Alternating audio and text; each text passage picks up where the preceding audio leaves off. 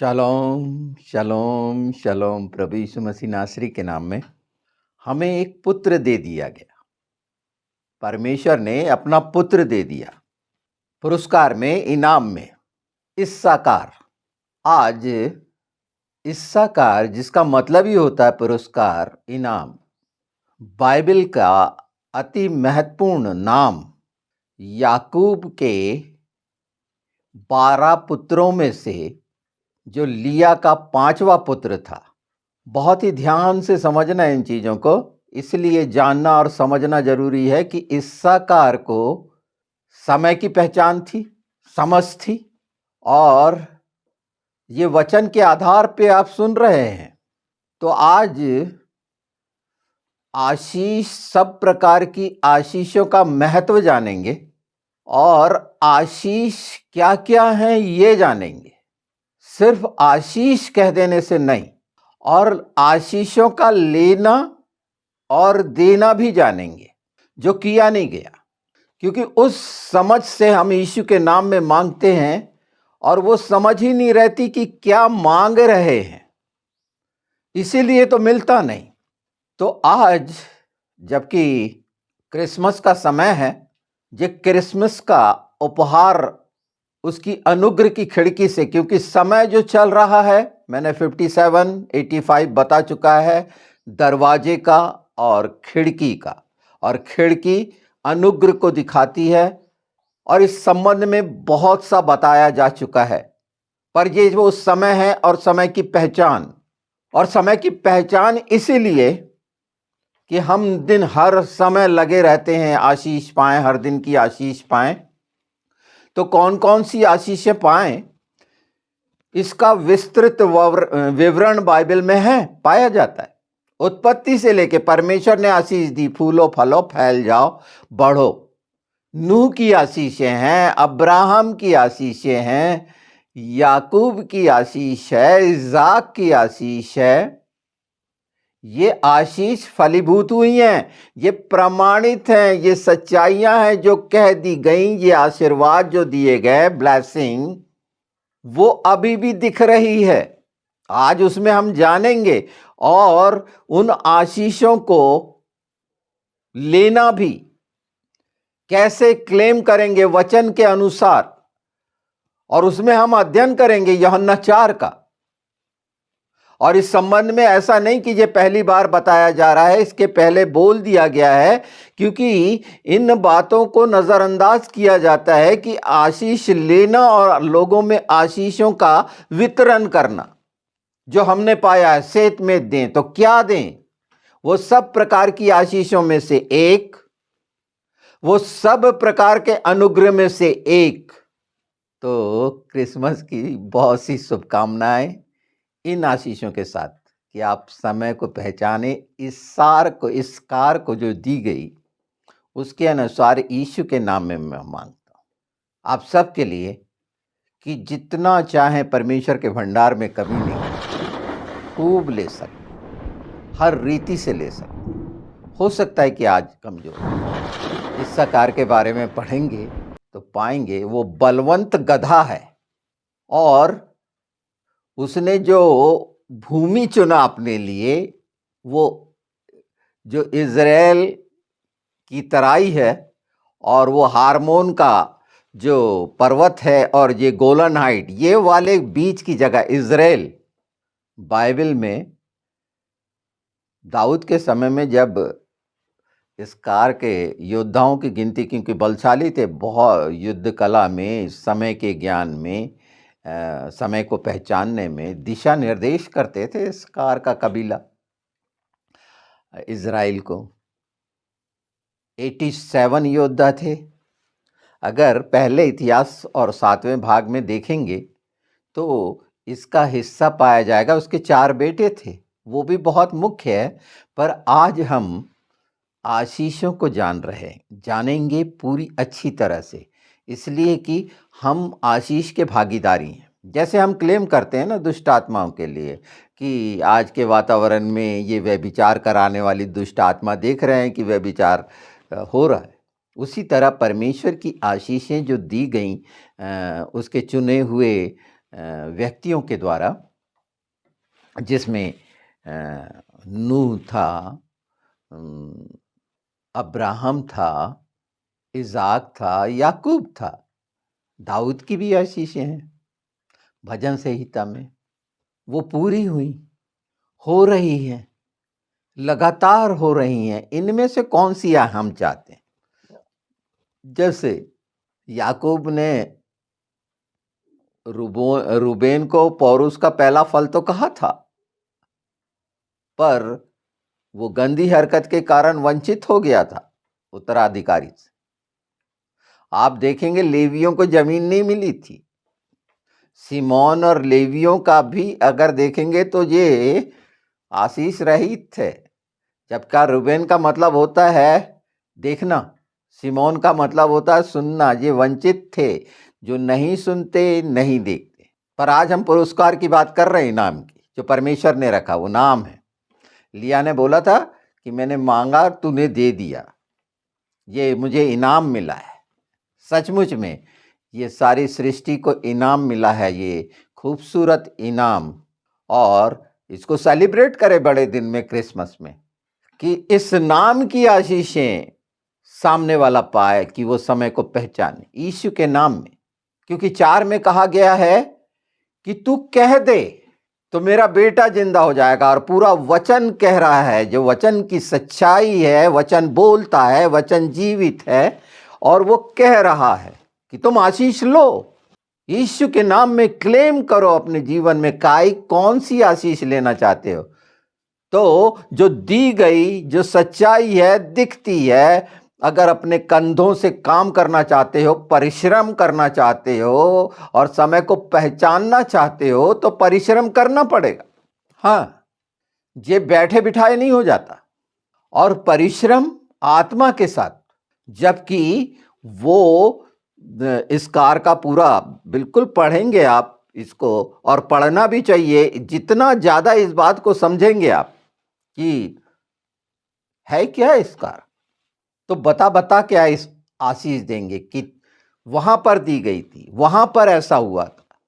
आप पूरी चीजें दिखाएंगे और बताएंगे, और उसके लिए मांगेंगे, और यीशु के नाम में वो होगा। सामरी स्त्री क्या बोलती थी 4 में, यूहन्ना 4 में देखिए 42 में कहा गया, 4:42, और उस स्त्री से कहा, अब हम तेरे कहने से ही विश्वास नहीं करते, क्योंकि हमने आप ही सुन लिया और जानते हैं कि यही सचमुच में जगत का उद्धार करता है। ये सामरी स्त्री बताने गई गांव में, और वो लोग कह रहे हैं अब हमने देख भी लिया, हमने भी देख लिया और सुन लिया कि, और मान भी लिया कि उद्धार करता है। अब यहां से तो आगे बढ़ें और वो बात कहें जो इससे आगे कही गई है, जो 50 में कहा गया। यीशु ने उससे कहा, जा तेरा पुत्र जीवित है। उस मनुष्य ने यीशु की कही हुई बात की प्रतीति की और चला गया, उसका बेटा जिंदा रहा। जिसने प्रतीति की, मान लिया, उसके लिए हो गया। यीशु ने कहा है, और जब हम कहेंगे यीशु ने कहा है, ये बात आशीषों के लिए, हमारे लोगों के लिए, उनके लिए जो इन बातों को नहीं समझते। पवित्र आत्मा यही तो सिखा रहे हैं हम सबको कि आशीष मांगना क्या है। आशीष मांगी ही नहीं आज तक। आशीष कैसी मांगी जाती है ये खुद भी पहचानो, आशीष देने वाले बनो, आशीष लेने वाले बनो, और इन आशीषों को फैलाने वाले बनो। कि ये कैसे फैलेंगी, इसमें पवित्र आत्मा की वो सामर्थ है, वो अभिषेक है जो अंतिम समय में ठहराया गया है। ये जो बार बार बताया जा रहा है, प्रार्थना करने वाली आत्मा और अनुग्रह करने वाली आत्मा, उसके तहत है ये। और आपके कानों में जो पहुंच रहा है ये सच्चाइयां, ये परमेश्वर चाहता है कि आपको मिले ये पुरस्कार जिससे आप वंचित हो रहे हैं। इसीलिए तो वचन कहता है, मेरे ज्ञान के नहीं रहने से मेरी प्रजा नाश हुई। कौन सा ज्ञान? यही आशीषों का ज्ञान, भरपूरी का ज्ञान, बहुतायत का ज्ञान, जयवंत होने का ज्ञान। उनमें से ये एक आशीष जो पुरस्कार की हमें मिली है, और पूरा चरित्र देखेंगे इस कार का, तो वो बताता है, नेतृत्व करता है दिखाता है इज़राइल के बीच में। अद्भुत है ये हिस्सा। अभी हम सिर्फ इसकार को देख रहे हैं, ऐसे पवित्र आत्मा के द्वारा उन बातों को, क्योंकि ये हमारे लिए काफी है। जैसे आज का अनुग्रह हमारे लिए काफी है। आशीषें लें और दें ना। प्रभु यीशु ने बोले, तुम विश्वास नहीं करोगे जब तक चिन्ह और चमत्कार नहीं देखोगे। तो आशीष से भरपूर ये आश्चर्य कर्म देखे ना अपने भाई बहनों के बीच में। पिछले समय प्रार्थना करोगे तो उसके सिर पर अंगारे रखोगे, आशीष रखोगे। यही तो है कि उसकी आत्मिक उन्नति हो जाए, क्योंकि भलाई का परमेश्वर अपने भलाई के वचन में पवित्र आत्मा के द्वारा भलाई की तो शिक्षा देगा जो आपको मिल रही है। बिल्कुल हम सब चाहते हैं कि हर प्रकार की आशीषों से भरपूर हो, पर वो श्राप के कारण परिश्रम करते रहते हैं हर समय और संसार का जोड़ते रहते हैं। और इस बात का विश्वास कहां रहा? क्या विश्वास है? इस कार को नहीं समझे वो जो समय को पहचानता और समय को ढूंढते फिर रहे हो इधर उधर अंधेरे में। यही तो कर रहे हैं जिसने जैसे बताया, पर समय की पहचान उसके लिए ठहरा दी गई और वो जानता है। और आज हमारे बीच में वो लोग हैं जो समय को बता रहे हैं, ये सच्चे झूठे जो भी हो, पर परमेश्वर के द्वारा जो आशीषित ठहराई गई। और निश्चित पूरा इज़राइल मानता है इस कार को कि उसे समय का ज्ञान है, वो बलशाली है, पराक्रमी है, युद्ध कला में निपुण है। उसने जो जगह का चुनाव करा वो उपजाऊ और अपने मेहनत से वो जगह कैसे फल फूल रही है। पर उसके पीछे था क्या? उस बात की समझ। आज इजरायली कृषि में कितने उन्नत हैं, सिखाते हैं कृषि प्रधान देशों को। उनकी कितना हर क्षेत्र में टेक्नोलॉजी और ये सारी चीजें, ये आशीष नहीं है तो क्या है? ये सब प्रकार की आशीषों की समझ नहीं है तो क्या है? क्यों उन्हें मिली है? और यीशु के नाम में हम वो जो पुरस्कार मिल चुका है हम लेने में सक्षम ही नहीं है, समझ ही नहीं है। न लेने वाले बनते न देने वाले बनते। बस एक पैसा दशमांश, पैसा दशमांश, बस। इसके अलावा भेंट, पैसा, ये आशीष है। पैसा को आशीष मान लिए और इसी का लेन देन कर रहे हैं। दूसरी आशीषों से, स्वर्गीय आशीषों से वंचित हैं। ये स्वर्गीय वस्तुओं पर ध्यान लगाने की बात कर रहा हूं, क्योंकि परमेश्वर ने ये स्वर्गीय वस्तु अर्थात उसने ठहराई हुई आशीषें याकूब के मुंह से कहलवाई, नूह के मुंह से कहलवाई। बिना इनके बोल सकता था। अब्राहम के मुंह से कहलाई, दाऊद के मुंह से कहलाई, यीशु के मुंह से जो स्वयं परमेश्वर है उसने कहा। उसे नहीं मान रहे, वो मान लिया। जब यीशु ने कहा जा तेरा बेटा जीवित है, कैसे? वो तो गैर यहूदी था। इज़राइल के लिए क्या करना है, इस कार को इसकी समझ थी, वो समय को जानता था। हमें क्या करना है परमेश्वर के राज्य के लिए? पहला इतिहास 12 देखिए, पहला इतिहास 12 उसका 32। इस्साकारियों में से जो समय को पहचानते थे कि इज़राइलियों को क्या करना उचित है, उनके प्रधान 200 थे और उनके सब भाई उनकी आज्ञाओं में रहते थे। और उसके आगे जबलूम का लिखा है। इस्साकार और जबलूम समुद्री व्यापार करते थे और वो व्यापारी हैं। और उसके लिए जाना पड़ेगा दबोरा के समय में कि दान ने कैसे मना करा था। ये आशीषें जो अद्भुत हैं।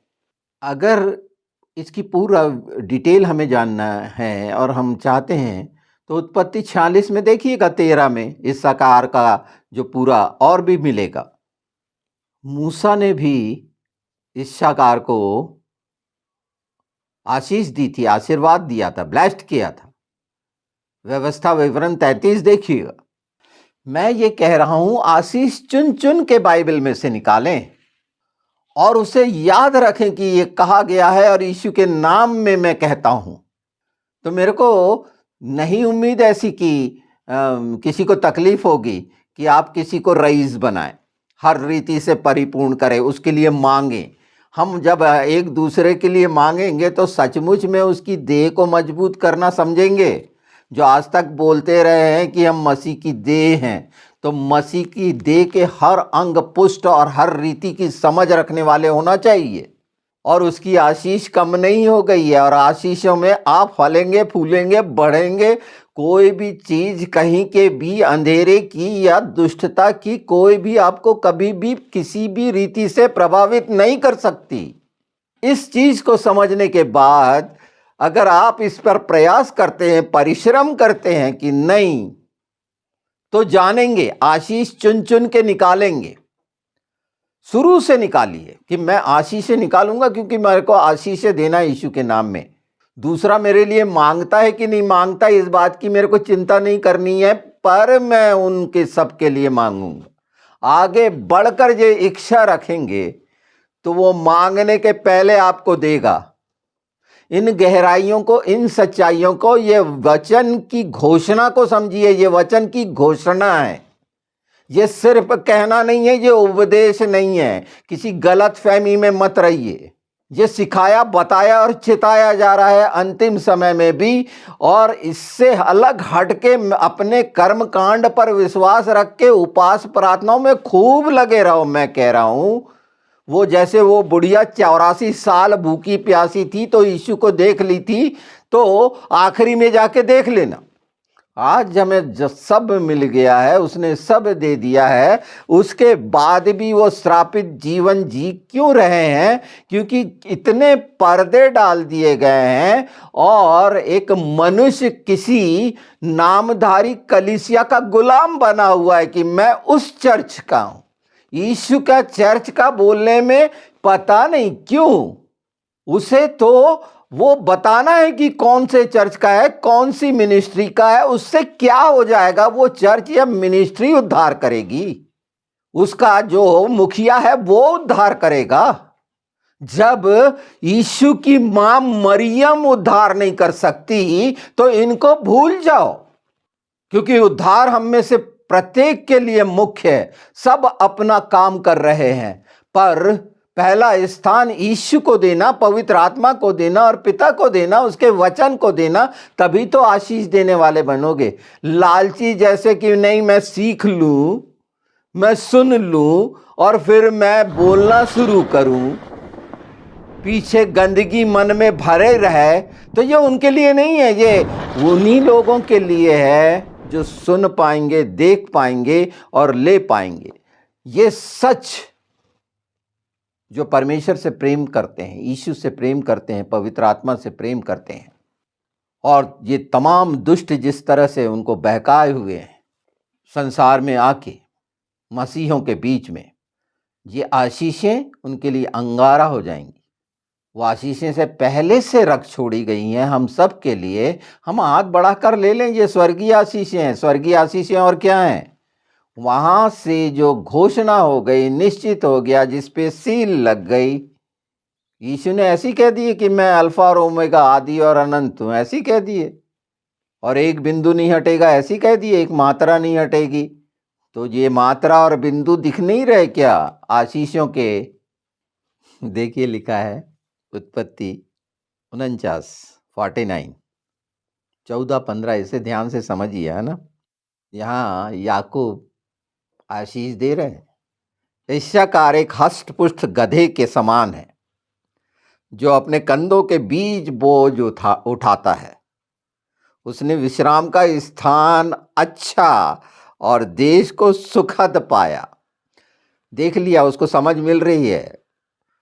और उसने अपना कंधा बोझ के नीचे झुका दिया और श्रमिक बन गया।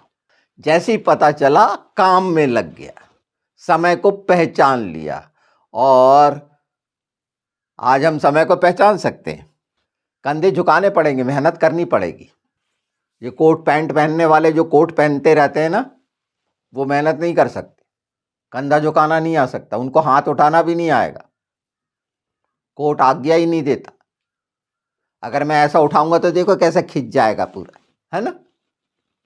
तो ऐसे ओढ़े पहने हुए हैं और उसी को सजाते संवारते रहेंगे अपने। कई और परत चढ़ाते रहेंगे। तो आशीषों के भरपूर होने के लिए पवित्र आत्मा के द्वारा जब आप ये मान लेते हैं आहाब और इजाबेल वाला, जहू वाला पूरा, तीनों का पूरा करेक्टर और आज वर्तमान में दिखता है। जो इजाबेल थी वो दुष्टा, जो 22 साल राज करी, आहाब मरा, उसके लड़के का जब शुरू हुआ तो वो 12 से 14 साल। तो पूरी फ्रेम यहां देख लीजिए, हिलरी क्लिंटन। और जो आजकल दिखाया जा रहा है, देखा जा रहा है और भविष्यवाणी हो रही है, वो अपनी जगह बिल्कुल ठीक है। ये इंडिया में क्यों नहीं दिखती? यहाँ है ही क्या? कुछ है ऐसे कैरेक्टर हैं? जैसे ट्रम्प, घोषणा क्यों हो रही है? एलन मस्क, घोषणा क्यों हो रही है? और पूरी चीजें सामने स्पष्ट सच्चाई के साथ क्यों दिख रही हैं? यहां क्यों नहीं है? इतना काफी है मनुष्य को समझने के लिए कि इन सच्चाइयों को जानने के बाद अनभिज्ञ है एक मनुष्य और सिर्फ हवा में पत्थर मार रहे हैं सिर्फ चंगाइयों का। तो ये सर्वोत्तम चंगाई आपके सामने रख दी है, और क्या इससे उत्तम चंगाई और कुछ है क्या? कि जीवन में फिर कभी रोग नहीं आएगी, मानसिक रोगी नहीं बनेंगे, शारीरिक रोगी नहीं होंगे, आर्थिक रोगी नहीं होंगे, हर रीति से भरपूर होंगे और लेने और देने वाले बनेंगे। तब बनेंगे आप ले और दे रहे हैं कि जो कुछ मिला मैं उसका 10 दूंगा। तो क्या क्या मिला ये पहचाने। तो अभी तो आप अपनी कमाई का देते हैं कि मैंने कमाया इसलिए दिया, परमेश्वर ने दिया, ये तो याद रहता ही नहीं है। पर ये हिस्सा जो, क्योंकि समय इतना करीब है, दरवाजे और खिड़की नहीं समझना चाहते, उसे सुनना भी पसंद नहीं आता। अगर पीछे जाके इन सच्चाइयों को देखेंगे तो यही बात जो पवित्र आत्मा के द्वारा ठहराई गई है और पूरे प्रकाश में है, आनंदित हो जाएगी आपकी आत्मा। क्योंकि बुद्धि के अनुसार थोड़ा सा सुने और हटा दिए, क्योंकि वो चीजें नहीं मिल रही थी। तो आपका सबसे बड़ा लालच पूरा कर रहा हूं, पर ये स्वर्गीय लालच है और ये रहना चाहिए। तो सांसारिक लालच से निकल जाओ ना, ये इसका स्वाद चख लो ना, क्योंकि इसमें सच्चाई है। तभी तो यीशु को माने हो कि वो जिंदा खुदा है, वो था, है और आने वाला है, मान लिए हो ना। इजाबेल को मानते हो ना, आहाब को मानते हो, वो घटना को मानते हो, एलिया और एलीशा और तमाम घटनाओं को मानते हो ना, कि मिस्र से कैसे इजरायली निकाले गए, वो सब चीज़ों को मानते हो ना। तो फिर इन आशीषों को क्यों नहीं मानते जो ठहराई गई और उसके अनुसार हुआ? क्योंकि समझाया नहीं गया, बताया नहीं गया। और जब आज हम समझ रहे हैं और जान रहे हैं तो फिर पूरा पवित्र शास्त्र ढूंढ ढांड करो ना। मैंने तो नाम तो बता दिए, बाप के नाम से शुरू किया है उत्पत्ति, मैं जो हूं सो हूं। सचमुच में आत्मा का आनंद मिल जाएगा, आत्मा में शांति आ जाएगी जो देखे गया। यही तो बता रहा है वो प्रभु यीशु। इसे बहुत आनंद से ग्रहण करें और इसलिए लें कि देने वाले बन जाए। बाप खुश होगा आपसे। आप ये ना देखें कि आपको, आपके लिए कौन मांग रहा है, नहीं मांग रहा, पर आप आशीष देने वाले बन जाए। अपनी कलीसिया में, अपने आसपास, उन सब को जो आपको आत्मा प्रेरित कराता है यीशु के नाम में, तो कल्याण होगा। और जो नहीं लेता उसके लिए धूल झाड़ दें, नहीं मानता। ऐसी तो यीशु ने बोले थे अपने चेलों को। एक नया अध्याय शुरू कर दें और देखेंगे जो यीशु ने कहा कि मुझे कंगालों, दबे कुचलों को सुसमाचार सुनाना है। तो ये जितनी कंगाली है, दबे कुचले हैं, आशीषें उभार देंगे यीशु के नाम में। बिल्कुल उभरेंगे आप। उसने अपना दान बिखेर दिया गरीबों के लिए, और ये आशीषों के रूप में है और स्वर्गीय आशीषों के रूप में है।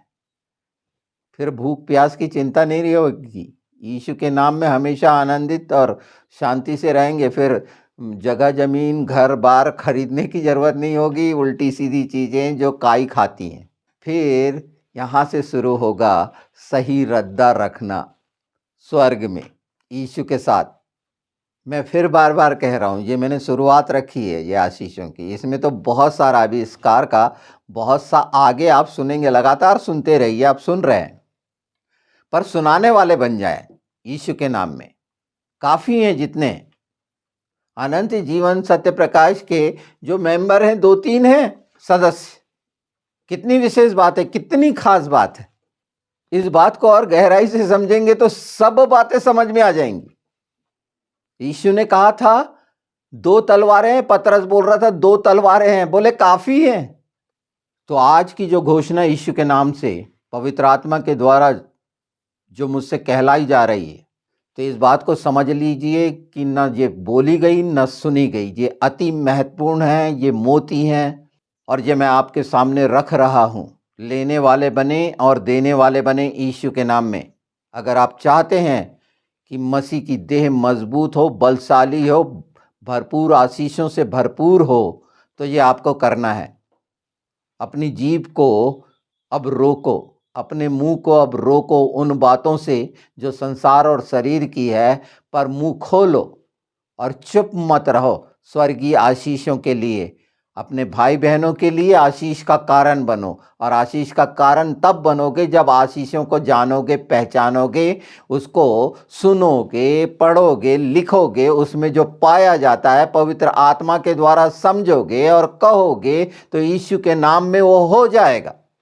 और सचमुच में फिर ये जो क्रिसमस मना रहे हैं, यीशु का जन्म दिवस मना रहे हैं, ये आनंद का कारण होगा और नए साल में सारा कुछ नया। और हनुका के दिन आ ही रहे 26 से कि जो स्थापना पर्व, डेडिकेशन पर्व जिसको बोलते हैं फेस्टिवल, वो आ ही रहा है 8 दिन का।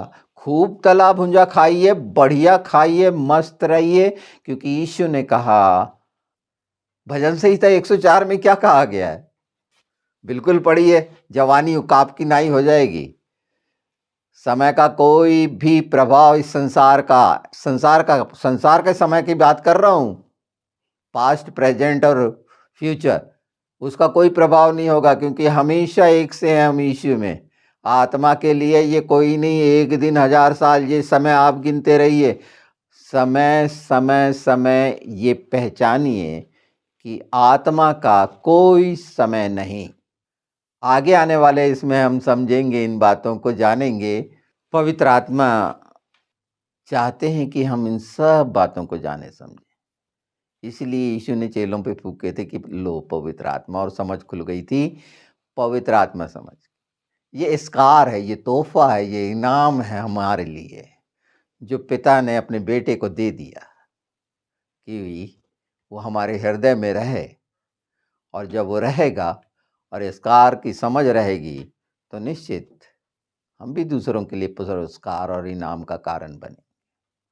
और वो इनाम और पुरस्कार जो ठहराए गए हैं पवित्र प्रकाशित वाक्य में, उसके अधिकारी होंगे। जब देंगे दो तो दिया जाएगा। हाँ, तो बहुत ही आशीषित हो आपका बड़ा दिन, क्रिसमस, आपके बाल बच्चों के लिए, आपके काम धंधों के लिए, आपके परिवार के लिए, आपकी कलीसिया के लिए। यीशु के नाम में परमेश्वर की इच्छा पूरी हो आपके जीवनों में, यीशु के नाम में। और पवित्र आत्मा के आग के अभिषेक में आप नए प्रकाश में इन सब बातों की समझ के साथ समय को पहचाने। यही सच्ची आराधना है।